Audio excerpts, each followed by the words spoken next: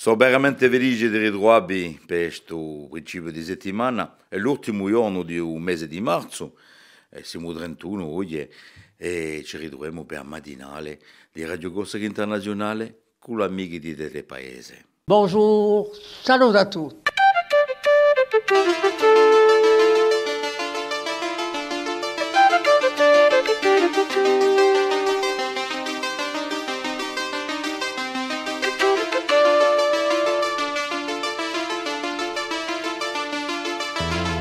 All'ascolto di Radio Corsica Internazionale, prima Radio Corsica. Siamo sempre qui.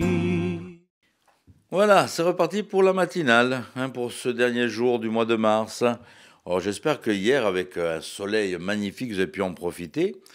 On verra la météo tout à l'heure avec Philippe, si cette semaine on va profiter du soleil ou si le temps va être peut-être mi-figue mi-raisin. On va voir ça avec lui dans quelques petites minutes. Alors, ce lundi 31 mars, on va en profiter aussi pour souhaiter une très très bonne fête à tous les Benjamins. Voilà, c'est leur fête aujourd'hui. N'hésitez pas à leur faire un petit coucou si vous en connaissez. Et puis, on va débuter cette matinale, comme je vous le dis, avec Philippe Jam qui est en train de s'installer avec la météo et l'information de ce lundi.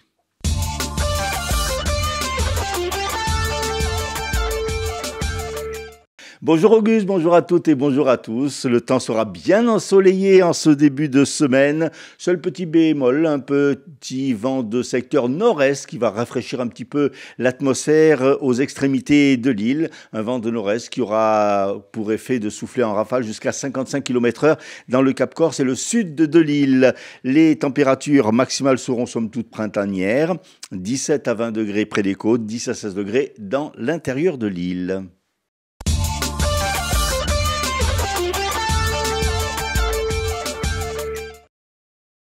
La devanture d'une boucherie halal a été ravagée par les flammes dans la nuit de samedi à dimanche à Fouriane. L'incendie n'a toutefois pas fait de dégâts à l'intérieur du commerce.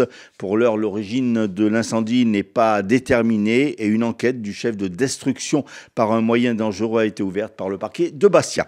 Après l'assassinat de Robert Moracchini, un des fondateurs de la Brise de Mer, tôt samedi matin en centre-ville de Bastia, une enquête a été ouverte pour assassinat en bande organisée et association de malfaiteurs en vue de commettre un crime. Hier après-midi, la juridiction interrégionale spécialisée de Marseille a annoncé s'être saisie du dossier. L'enquête reste toutefois confiée à la direction interdépartementale de la police nationale de la Haute-Corse et à la direction nationale de la police judiciaire. Sur place, les enquêteurs ont relevé 9 impacts de balles, probablement tirés un pistolet 9 mm, selon le procureur de Bastia. La CGT de la Poste d'Afa Baléone a déposé un préavis de grève illimité à partir de ce lundi. Le syndicat réclame notamment le maintien des acquis sociaux, de toutes les dispositions de travail, le comblement des postes vacants par le recrutement des CDD en CDI par ordre d'ancienneté et le refus de mise en place de toutes ces sécabilités. Et puis autre mouvement social en ce début de semaine à France Bleu et France Télévisions où les syndicats dénoncent le projet de réforme de l'audiovisuel public qui prévoit la fusion en une holding France Média. Perturbation donc aujourd'hui et demain dans les programmes du service public alors que le texte sur lequel s'appuie la réforme, proposition de loi du sénateur Laurent Lafont, doit être examiné demain en commission à l'Assemblée nationale. Football, le beau parcours des U18 du Sporting Club de Bastia en Coupe de Gambardella a pris fin hier après-midi à Fouriane. Pourtant dominateur, les jeunes Bastiais se sont inclinés 2-1 face à Dijon en quart de finale. Restons dans le domaine du football avec le retour du GFCA dans le giron national. Après sa victoire samedi contre Borgo, le club ajaxien est assuré de terminer premier de Régional 1. 2 ans après sa relégation en R2, le GFCA prendra donc part la saison prochaine au championnat national de National 3.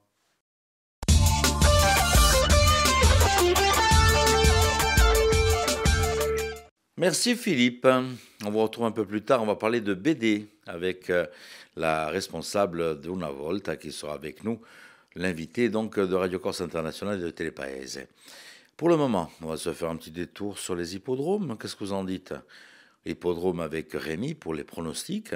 Pour ce qui est des courses insulaires, une belle réunion est prévue du côté de Vignette ce dimanche 6 avril. Donc à noter dans vos petits agendas, En plus, vous allez voir sur place, vous pouvez vous restaurer, une belle cafette qui vous attend. Et puis, c'est très familial. N'hésitez pas donc ce dimanche à venir sur l'hippodrome de Vignette. Pour le moment, on va du côté de l'Hexagone pour les pronostics du jour. Les pronostics hippiques de Rémi sur Radio Corse International. Bonjour à tous, ce lundi dans les bons coups du jour, nous serons sur l'hippodrome de Chantilly pour le Quintet. Je vais y retenir le numéro 8 Acto qui ne devrait pas sortir des premières places.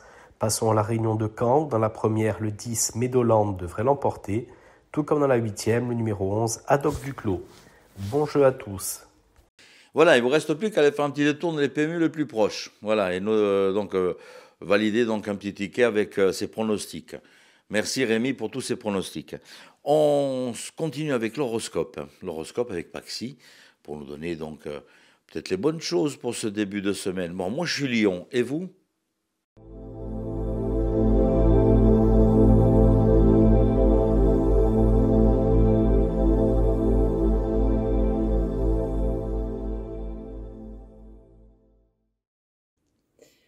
Et bonjour à tous, on se retrouve pour ce lundi, on va voir un petit peu ce que l'on a à vous dire et à vous annoncer.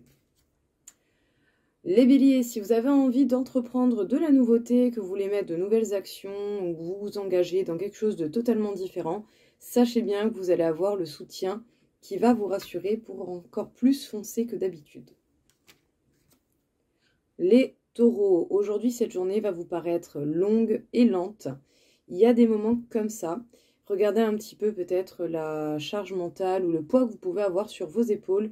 C'est possible que cela joue quand même sur cette lenteur assez constante, qui peut éventuellement vous empêcher de profiter de l'instant présent. Après, c'est comme tout. Il y a des jours avec, il y a des jours sans. Les Gémeaux, sachez bien que le petit rythme que vous avez pu trouver risque d'être assez mouvementé par le biais d'un événement, quelque chose que la vie va vous apporter d'assez soudain. Ça peut être bon comme ça peut être moins positif, mais cela n'empêche que vous aurez quand même moyen de construire quelque chose si vous prenez la peine de regarder avec un regard bien ouvert. Les cancers, ne vous arrêtez pas simplement aux apparences, vous avez totalement les capacités de voir beaucoup plus loin que ce qui est subtil, même si par moment la réalité peut mettre quand même une sensation de perte ou de crainte. N'ayez pas peur de cela, parfois il faut voir la réalité en face. Les lions, vous suivez vos passions, mais elles peuvent mettre du temps à avoir des résultats. Ne vous inquiétez pas, continuez d'être combatif et de faire les choses avec le cœur. Les vierges, aujourd'hui, bon mood, bon moral, vous allez vous sentir bien, léger et dans le bonheur. Rien de plus à dire, c'est très bien. Les balances, aujourd'hui vous allez avoir pas mal de communication ou en tout cas de dialogue avec les membres de votre famille, avec vos amis ou toutes les personnes qui peuvent vous côtoyer de près. Les scorpions, vous allez avoir envie de parler travail, de peut-être mettre des changements ou de potentiellement prévoir des objectifs changeants par rapport aux objectifs de base. Les sagittaires, aujourd'hui vous risquez d'avoir des nouvelles qui ne vont pas forcément vous plaire. Ce sont des choses qui arrivent malheureusement, en tout cas voilà, tenez le coup, prenez du recul et voyez ce que vous pouvez faire. Les capricornes, on peut dire que les reproches et les disputes ne vont pas vous atteindre, vous vous en foutez royalement. Les verseaux, faire preuve d'action et de fougue, oui, mais tout de même réfléchissez un minimum avant de passer à l'action, parce qu'en tout cas on peut dire que vous êtes sur la bonne voie, mais ne faites pas n'importe quoi. Et enfin, les poissons, vous vous en sortez bien, quelle que soit la situation que vous rencontrez. De nouveaux départs sont possibles et un bonheur est à venir. Voilà tout le monde, je vous souhaite à tous une belle journée et je vous dis à bientôt.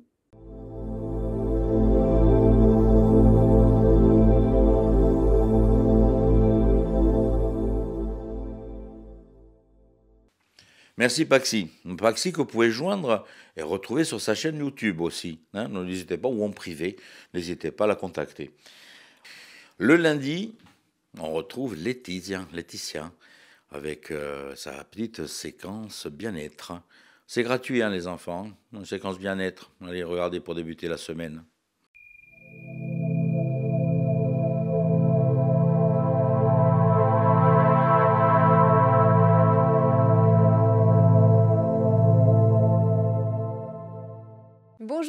bienvenue dans cette chronique dédiée au bien-être. Je suis Laetitia et aujourd'hui j'aimerais vous proposer une respiration issue de la sophrologie qui s'appelle la respiration en triangle. L'idée de cette respiration, c'est de s'apaiser, de canaliser ses pensées et d'être vraiment ancré dans l'instant présent. Vous allez voir, c'est une respiration qui est très ludique, que vous pouvez même peut-être faire avec vos enfants. L'idée, ça va être de dessiner un triangle sur chaque temps de respiration. Donc, on va inspirer par le nez en faisant le premier côté du triangle, expirer par la bouche en descendant sur le second côté du triangle et rétention d'air sur le troisième côté du triangle. Allez, c'est parti, on va le faire ensemble. Déjà, vous allez bien sûr vous poser tranquillement, soit assis, soit allongé, juste fermer les yeux, déjà juste prendre conscience de votre posture. Et ensuite, tranquillement, vous allez inspirer sur 3 ou 4 secondes, inspirer par le nez, expirer par la bouche et rétention d'air. Et ainsi de suite. Une fois que vous vous êtes bien approprié cette respiration, l'idée, ça va être de poser une intention sur chaque mouvement de cette respiration. Par exemple, sur le côté ascendant du triangle, peut-être imaginer qu'on souhaite développer de la confiance en soi, par exemple. Ensuite, sur le côté descendant du triangle, on peut imaginer qu'à l'expiration, on veut évacuer le stress ou tout ce qui nous parasite. Et sur le troisième côté du triangle, l'idée, ça va être d'installer en nous ou consolider ou renforcer une ressource dont on a besoin, peut-être de la tranquillité, peut-être de la sérénité ou du calme. L'idée de cette respiration, comme je vous l'ai dit tout à l'heure, ça va vraiment être de s'ancrer dans l'instant présent, d'éviter d'avoir des pensées parasites, de penser à ce qui s'est passé hier, ce qui se passera peut-être demain. Le moyen le plus simple pour revenir dans l'instant présent et le plus efficace, c'est de revenir aux sensations du corps. Et donc, la respiration est un excellent moyen pour ça. Donc, l'idée, ça va être vraiment après d'inspirer par le nez. On renforce la confiance en soi dont on a besoin. On expire par la bouche sur un temps égal en imaginant évacuer le stress. Et troisième côté du triangle, on imagine s'installer dans de la sérénité et du calme. Encore une fois, c'est une respiration que vous pouvez faire avec les enfants quand ils sortent de l'école, par exemple, quand ils sont encore très agités. C'est une façon de pouvoir les canaliser. N'hésitez pas à faire cette respiration régulièrement, peut-être aussi de façon ventrale. Ça peut renforcer cette idée de tranquillité et de détente. Le faire une dizaine de fois pour avoir un effet, des bienfaits ressentis assez vite. J'espère que cet exercice vous plaira. Je vous souhaite de passer une excellente semaine et je vous dis à très bientôt.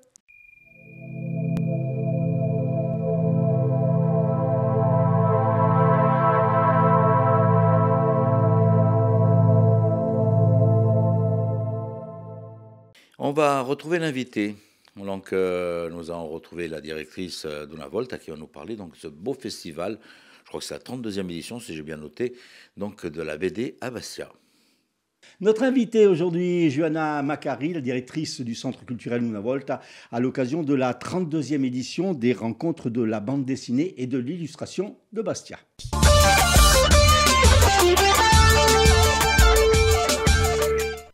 Johanna, bonjour. Bonjour. Alors, la BD est de retour.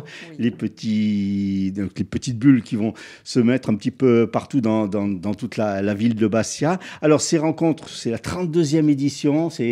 On n'a pas un petit peu la routine qui s'installe? Alors, quand on travaille autour de la création, il y a très peu de routine, puisqu'on travaille chaque année autour d'univers très différents, de techniques, de personnalités qui ne se ressemblent pas par essence.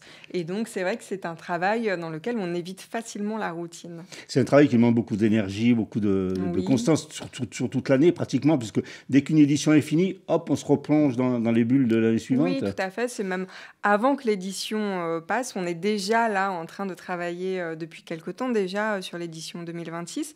Ça va être ce qu'on appelle un travail de veille en fait permanent, de relations pour être vraiment au plus près de l'actualité des parutions en bande dessinée. Et donc pour cela, il faut avoir un petit peu vent des projets qui sont en cours et les suivre parfois sur plusieurs années. Alors, c'est des rencontres qui sont avec pas mal le partenariat. Hein. Il y a la CDC, la ville de Bastia. Tout à fait. Nos principaux soutiens, d'ailleurs, sur l'ensemble de la programmation d'Unault, ce sont évidemment la ville de Bastia et la région, la collectivité de Corse.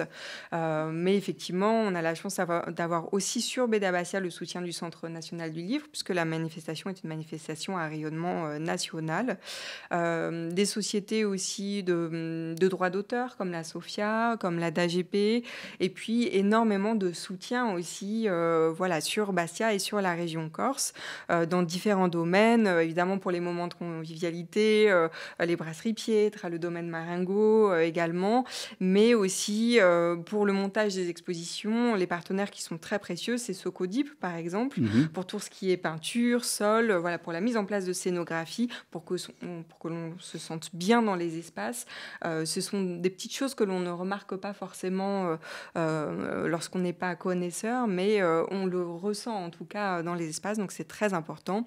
Et puis ensuite pour des agrandissements, pour de la signalétique, Graphipub évidemment, on a beaucoup de partenaires sur place. L'éducation nationale est un partenaire privilégié également, que ce soit pour les primaires, pour le secondaire également, les commerçants du centre-ville de Bastia, puisque cela fait 3 ans maintenant que on décore leurs vitrines aux couleurs de BD Bastia en reprenant des personnages ou des cases de bande dessinée issues des albums que l'on a sélectionnés.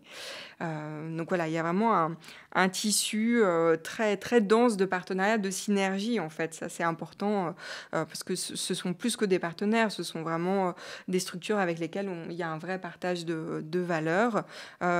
Sur le territoire un peu élargi aussi, BD Bastia s'exporte hors les murs. Par exemple, la Follet, liée à la médiathèque Marémonti, donc Kazinka Castanich, au travers du territoire éducatif rural. Donc il y a 2 autrices qui vont intervenir auprès de collégiens et de classes de primaire également, à Calvi avec le Svelou Calvez. Et là aussi, on propose une petite exposition et puis des interventions avec un illustrateur. Et puis sur des projets bien spécifiques, comme le projet que l'on porte avec Saint-Joseph, il y a la Cité éducative de Bastia qui nous soutient, et puis parfois des partenaires privés, en l'occurrence un nouveau partenaire qui est Total Energy Marketing Corse, qui nous soutient pour la production d'un album de bande dessinée avec des collégiens. Ils l'ont créé, cet album-là, qui s'appelle Marena et Horizonti, avec une autrice, Camille Louzon, qui est venue donc plusieurs fois travailler avec eux. Et puis on fêtera aussi, là aussi c'est un projet scolaire phare de cette édition, on fêtera aussi évidemment les 300 ans de la naissance de Pasquale Ebauli, avec un soutien renforcé de la collectivité de Corse. Et là ce sont les élèves de CM1, CM2 de l'école Soubi, ici à Bastia, qui ont produit un album de bande dessinée.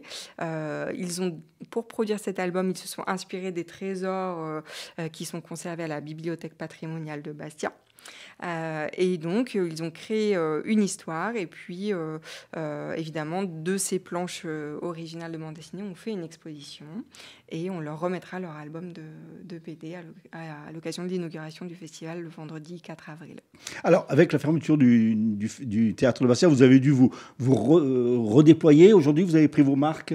Oui. Il y a plusieurs lieux, il y a 5 lieux en tout. Oui, alors nous, on a pris nos marques il y a longtemps, mais ce qui est plus difficile, c'est de faire en sorte que le public prenne ses marques sur le parcours que l'on propose, de baliser vraiment ce parcours-là. Ce n'est pas toujours simple, mais il me semble que on a renforcé aussi des éléments de signalétique.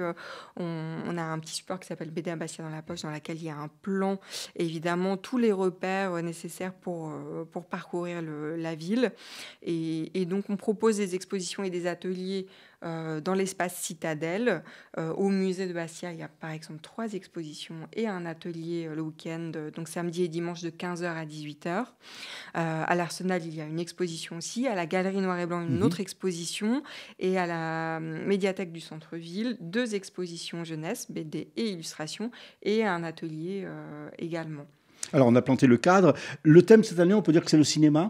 Oui, alors ce n'est pas un thème de l'édition, c'est une thématique qui est propre à une exposition, qui est collective et pour laquelle on travaille vraiment une scénographie très immersive. Bande de ciné, c'est ça? Bande des ciné. Ciné, avec le jeu de mots. Il y a un petit jeu de mots que l'équipe aime bien, donc je l'ai gardé.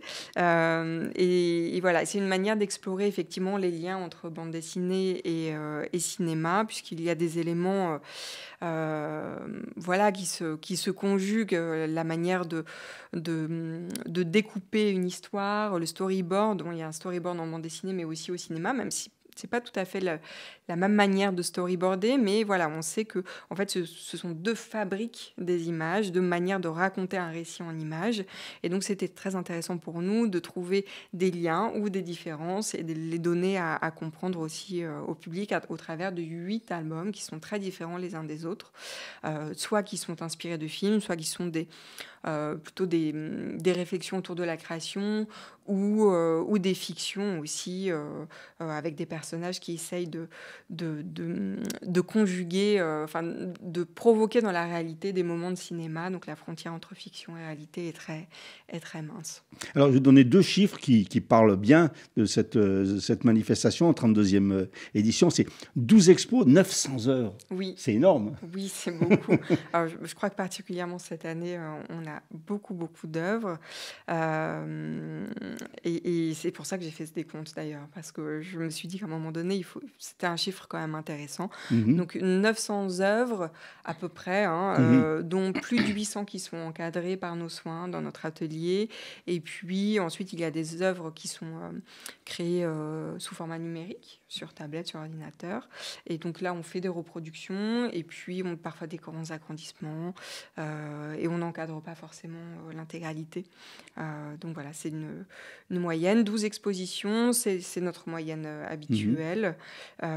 C'est vrai que c'est beaucoup, mais en même temps, c'est vraiment le cœur de BD à Bastia. Je crois qu'on a même plus d'expositions qu'au Festival d'Angoulême, ou au moins autant.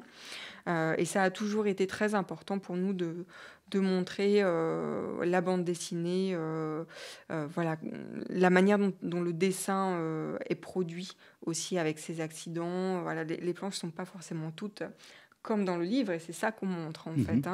Le livre, c'est une finalité, mais dans l'exposition, on voit encore autre chose. On voit vraiment la manière dont les auteurs-autrices ont travaillé. Et ils travaillent de manière très différente les uns des autres, donc c'est ça qui est hyper intéressant. Il faut dire aussi que ces expositions, évidemment, c'est compliqué de faire en un week-end 12 expositions, c'est peut-être même trop, mais les expositions, pour la plupart, durent un mois, voire plus d'un mois pour les expos qui sont à Unna-Olt, qui durent jusqu'au 21 mai. Donc, on peut prendre le temps d'y revenir tranquillement. Alors, vous parliez tout à l'heure du festival de BD d'Angoulême, qui est très connu. Vous, votre marque de fabrique, en fait, c'est les rencontres aussi, parce que on ne parle pas tellement de dédicaces comme on peut parler dans d'autres festivals de la BD. Vous accentuez sur les rencontres, ce qui est très important, les rencontres des auteurs avec le public. Oui, tout à fait. C'est vraiment la dimension humaine, en fait, qui est privilégiée. C'est vrai qu'on a mis un petit peu de côté la dimension plus commerciale, même si la librairie est là et une finalité, évidemment. On sait que le public reparte avec des livres. Ça, voilà, c'est ce dont on a envie, c'est ce qu'on peut souhaiter, qui est cette adhésion à l'objet livre, et c'est le cas. Mais c'est vrai que voilà, la dimension commerciale ou compétitive aussi, il y a une seule compétition qui est le prix des lycéens, mais qui a plus vocation à faire lire les lycéens qu'à créer un prix. Il faut quand même l'avouer, même si c'est important évidemment pour le lauréat, mais on va dire que voilà, le parcours compte plus même que l'objectif final.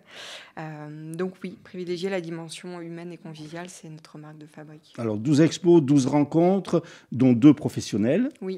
Il y a également une séance de ciné-club, bien sûr. Oui, évidemment, pour coller à cette thématique du cinéma, on projettera Point Break de Catherine Bigelow au Cinéma Le Régent le vendredi soir.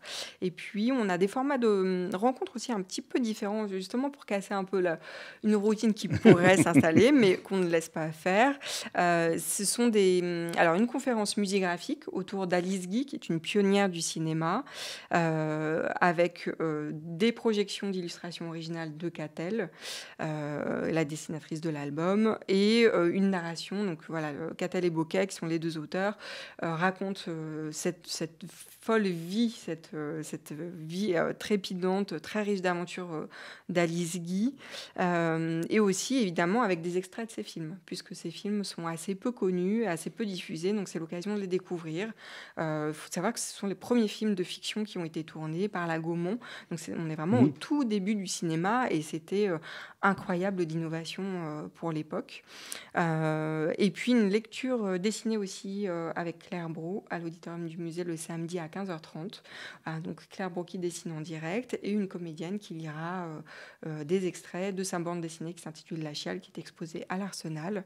Et là aussi, c'est un exercice très particulier, la lecture de bande dessinée. Donc voilà, il faut être curieux d'assister à cette rencontre. Alors ces rencontres vont se dérouler du 3 au 6 avril, donc à Bastia, dans toute la ville, mais également, comme vous l'avez dit, décentralisé dans certaines régions. On ne peut pas conclure cette interview sans parler de la traditionnelle affiche. Oui, alors...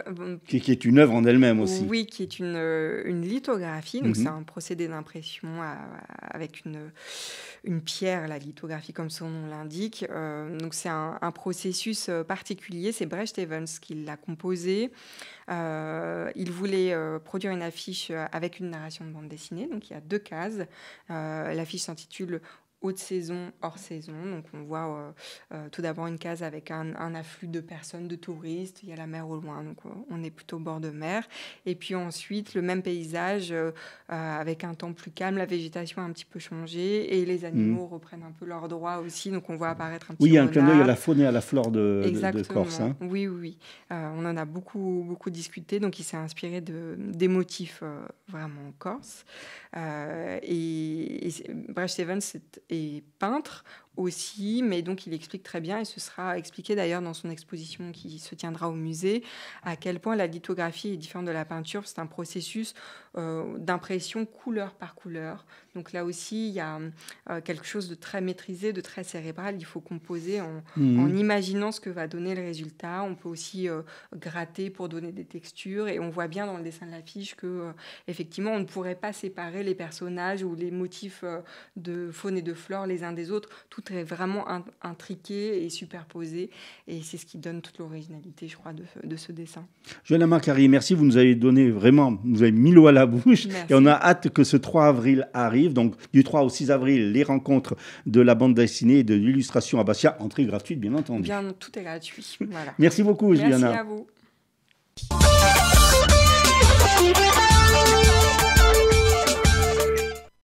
Une petite invitation pour un vernissage avec une exposition qui va débuter donc le 3 avril jusqu'au 30 juin.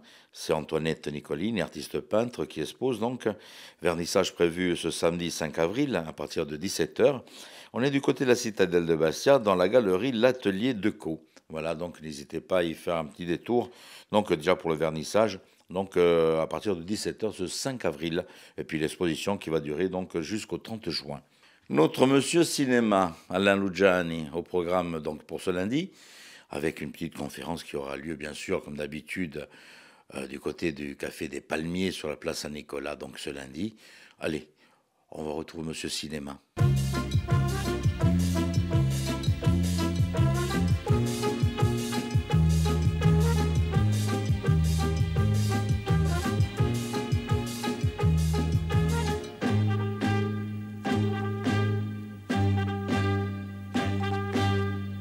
Amici di Cinema, vi saluto.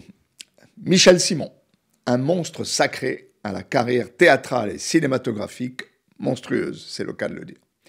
Plus de 150 films à son compteur.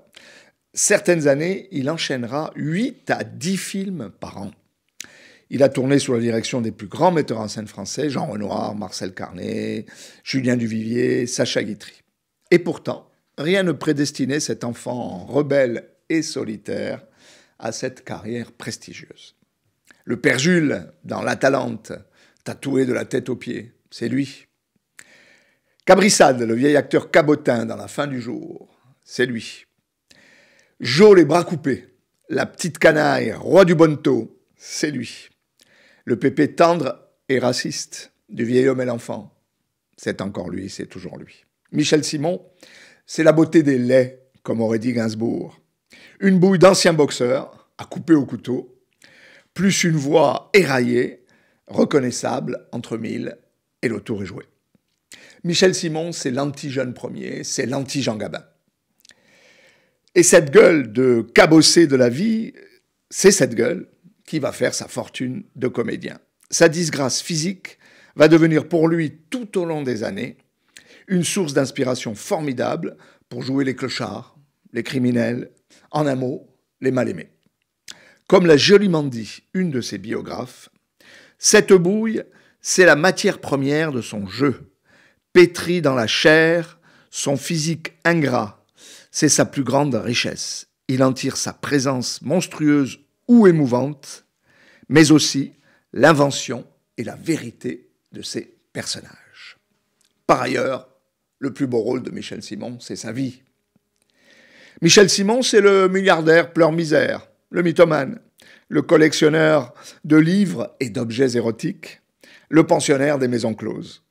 Toute une vie de misanthrope solitaire, qui explique qu'au moment de rejoindre le paradis ou l'enfer des artistes, dans une immense église parisienne de la Madeleine, bien peu avaient répondu à l'appel des condoléances. Sic transit gloria mundi, comme disaient les latinistes, ainsi passe la gloire du monde. À Brossimo.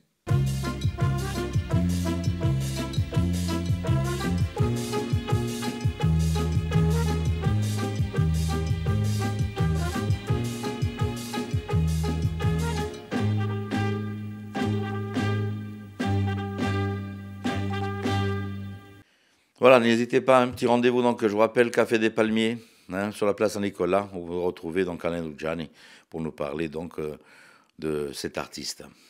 On va poursuivre avec les titres de l'information de ce lundi avec Philippe Jam. Après le meurtre samedi matin à Bastia d'un des membres fondateurs de la Brise de Mer, Robert Morakine, la GIRS de Marseille s'est saisie du dossier. Social, grève illimitée des postiers du secteur AFA-Baléone à partir d'aujourd'hui. Football, après sa victoire samedi contre Borgo, le GFCA a assuré d'intégrer le championnat de National 3 la saison prochaine. Météo, c'est un temps ensoleillé qui va prédominer ce lundi. Merci Philippe et rendez-vous demain matin donc, sur l'antenne de Radio Corse Internationale, ainsi que sur Télépaèse. Je rappelle que la première diffusion d'informations sur la radio, c'est à partir de 8h. Voilà, à 8h, vous pouvez déjà avoir les informations côté radio sur Radio Corse Internationale. On va clôturer cette matinale avec Pierre-Louis Alessandri, qui va nous parler un tout petit peu des municipales, puisque ça commence à bouger un peu dans toutes les mairies.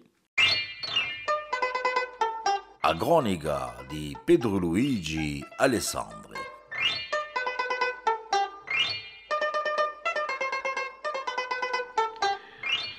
Prontano le prossime elezioni municipali. Si voterà fra un anno in marzo prossimo. Ma di già i stati maggiori politici arrudano le sue strategie, combinano l'unione possibile, quelle che potrebbero condurre a vittoria. In Corsica l'ultima fotografia politica municipale aveva registrato una crescita di voto nazionalista, ma di nuovo di l'astensione. Si votava di nuovo in piena epidemia di Covid e il secondo giro è stato ritardato di 2 mesi e non, come vuole la legge, alla settimana prossima. Che potesse cosa ha salvato la municipalità nazionalista di Bastia. In sta città salutano i cartelli politici. Il maire non sarebbe più in odore di santità in il suo partito e si sente altri nomi che potrebbero pigliare il capo di una lista. Poi si pone la questione di sapere se i socialisti e a dritta che sono associati ai nazionalisti in Bastia confermeranno la sua unione. Non è mica sicuro e questa potrebbe dipendere da un capolista. Di fronte a manca sconfitta in 2020 cerca un'unione più larga in cui a dritta, ma podasse, in cui la parte nazionalista opposta a Simeoni, quella di Angelini, o mere di Porto Vecchio. Poi ci saranno di sicuro gli indipendentisti e gli identitari radicali associati a estrema dritta. Tutto questo è sempre in bullore. In Naiacciu non si sa cosa maggiorità sortente di dritta, sotto influenza di un ministro Marcangeli, anziano mere, farà. St'ultimo, favorevole all'autonomia di Corsica in cui potere legislativo, potrebbe avvicinarsi di quelli che spartano a sua opinione. Ma il rischio sarebbe di perdere un'epoca di odi di a dritta, quella opposta all'autonomia. E poi non ci scordiamo di risultati di estrema dritta, in particolare quelli delle ultime elezioni legislative che l'hanno portata ai picchi, in tutti i casi, al primo giro. L'estrema dritta sarà dunque presente in due città maggiori. Ma per le prossime municipali ci sarà una novità di importanza. In dei comuni di meno di 1000 abitanti non si potrà più cancellare nomi di candidati. Ci toccherà a buttare lista secca e ci toccherà di nuovo una parità uomini-donne.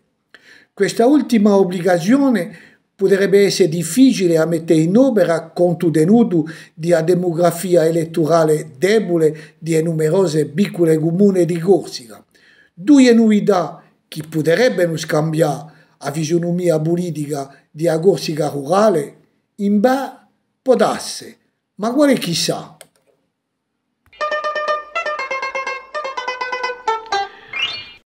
Voilà, merci d'avoir passé ce petit moment en notre compagnie sur Radio Corse Internationale et sur Télépaèse. Voilà, donc, et puis on se retrouve demain matin, même heure, même antenne.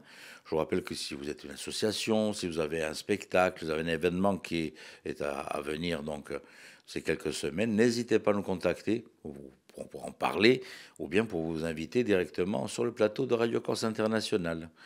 Pour l'instant, je vous dis à un bon lundi, un bon début de semaine. Tini Devurt e ci ritroviamo domani mattina. Bonjour, salut à tous.